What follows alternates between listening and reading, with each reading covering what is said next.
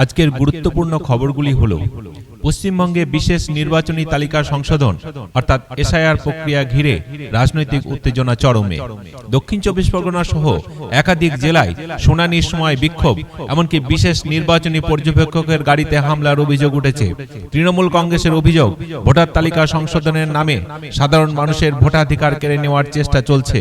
অন্যদিকে নির্বাচন কমিশন জানিয়েছে স্বচ্ছতা বজায় রেখে সমস্ত প্রক্রিয়া চালানো হচ্ছে। প্রায় 150 বছরের ঐতিহ্যবাহী কলকাতার ট্রাম পরিষেবা বন্ধের পথে। রাজ্য সরকারের পরিকল্পনা অনুযায়ী আধুনিক ট্রাফিক ব্যবস্থার কারণে অধিকাংশ রুট বন্ধ করে শুধুমাত্র একটি হেরিটেজ ট্রাম চালু রাখা হবে। এই সিদ্ধান্তে ক্ষুব্ধ পরিবেশবিদ ও ঐতিহ্য প্রেমীরা।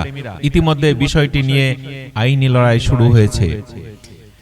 বাঁকুড়ায় এক বুথ লেভেল অফিসারের অস্বাভাবিক মৃত্যু ঘিরে চাঞ্চল্য।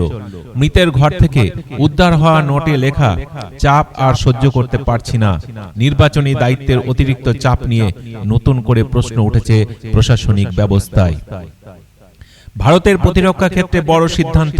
ডিফেন্স অ্যাকুইজিশন কাউন্সিল প্রায় $8.8 বিলিয়ন মূল্যের অস্ত্র ও সামরিক সরঞ্জাম কেনার প্রস্তাব অনুমোদন করেছে।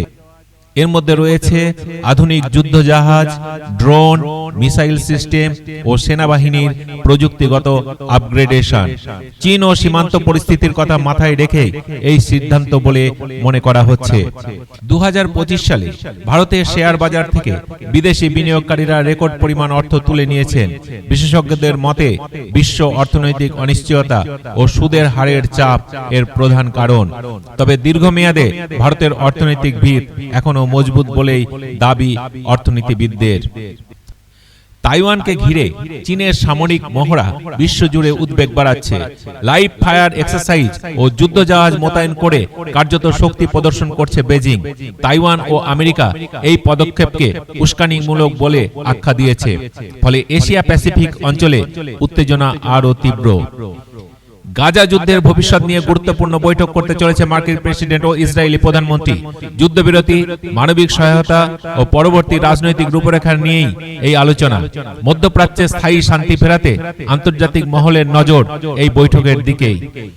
এই ছিল আজকের গুরুত্বপূর্ণ খবর। সবাই ভালো থাকবেন, সুস্থ থাকবেন। নমস্কার।